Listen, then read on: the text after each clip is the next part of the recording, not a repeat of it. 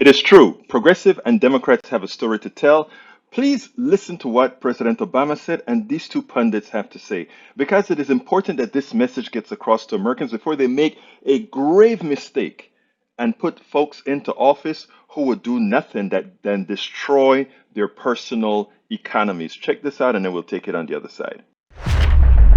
A paycheck, but the problem is all that wage growth that we've been talking about over the last year gets wiped out when you factor in the higher prices. Yes, although a lot of us worry a lot about inflation at the moment because things like food and gas, they're the prices rising the most. They're the biggest share of the consumption basket of low-income people.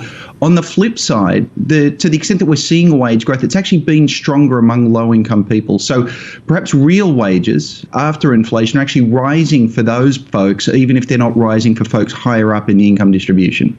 President Obama was speaking to our colleague Al Roker today about that good news in the economy. Watch this.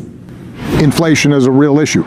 A lot of it is having to do with the COVID and supply chains, and now Putin's gas tax, essentially, by virtue of his invasion of Ukraine.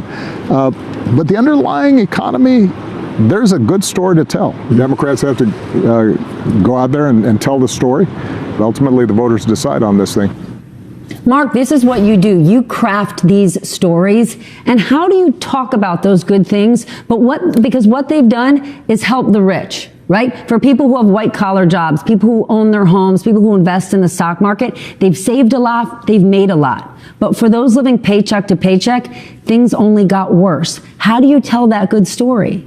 Well, I think Justin made a great point, which is that when you talk about the job market and the job situation, the place what's really improved is for low economic workers. And the reality is that most of them now can find jobs. Most of them can find jobs that pay more than they were making before, and in many cases, a lot more than what they were making before. Is it keeping up with inflation? Not necessarily. But I think we're at a point where the jobs are scarce, the wages are rising, and I think the other factors are bound to kick in. So it could equalize itself over time. And the fact is that there's a great story to tell about jobs and wages. Now, I want to clarify something. It is true that there are more jobs. It is true that all those things are true, that the jobs are paying more. It is also true that we have inflation.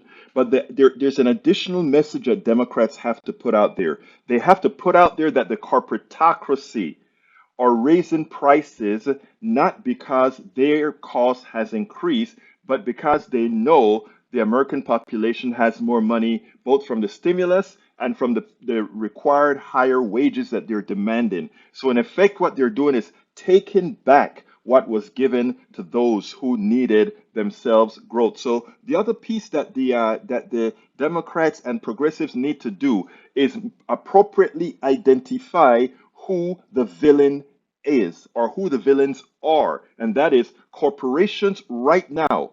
They are choosing. It is important here. Inflation doesn't come out of the sky. Even the way President Obama said it and the way these two pundits said it, they make it seem like inflation is inevitable. They make you believe that somehow these prices had to go up because. No, they did not have to go up. They didn't have to go up. These people are pilfering the American people. And that is the message that we have to get across. They have pricing power. The American people don't. Whatever they say the price is, given that the American people have money, they will pay it. In other words, instead of the Americans taking that extra monies that they have to build up their savings, to build up their assets, to save for retirement, the corporate class is taking it all back. And what we have to do as a society, if we're not going to clamp their wings, is we've got to tell the truth. These guys are heathenous monsters who decide that they will not allow the average American person to get ahead because everything they believe is theirs. And I'm not saying this out of spite. I'm not saying this out of being frustrated with the corporate class. It is the evil within that is causing the inflation. Do not sit back there and believe inflation is being caused because we have a shortage of things and people are running to buy it. If we had a shortage of things, the stores wouldn't be stocked. Gasoline lines would be out there, but we have no shortage of gasoline. We have no shortage of products. Therefore, there should be no inflation. We have inflation because they can price it. Do not allow the mainstream media to lie to you, and do not allow anyone to protect what the corporate structure is doing to the American people right now. You want private sector control without regulations? That's what we have right now. We spend a lot of time deconstructing the news, trying to parse it into a form that everybody can understand. We try to find those little nitpicks where it flies above the fray, etc.